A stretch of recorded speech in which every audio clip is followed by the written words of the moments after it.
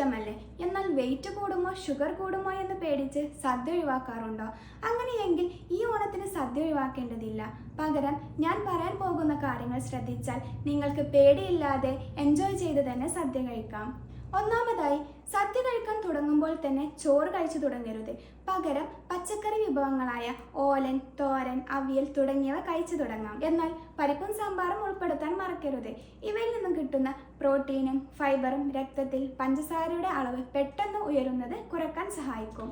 പപ്പടം, അച്ചാറ്, ചിപ്സ് പോലുള്ള എണ്ണയിൽ വറുത്തതും കൂടുതൽ ഉപ്പുള്ളതുമായ വിഭവങ്ങൾ അളവിൽ മാത്രം കഴിക്കുക. ഇനി പായസം ഇഷ്ടമാണെങ്കിൽ അതും ഒഴിവാക്കേണ്ടതില്ല. പകരം പോഷൻ ശ്രദ്ധിച്ചാൽ മതി. പായസം ഇഷ്ടമുള്ളവരാണെങ്കിൽ 1-2 സേവിങ്സിൽ മാത്രം പായസം ഒതുക്കുക.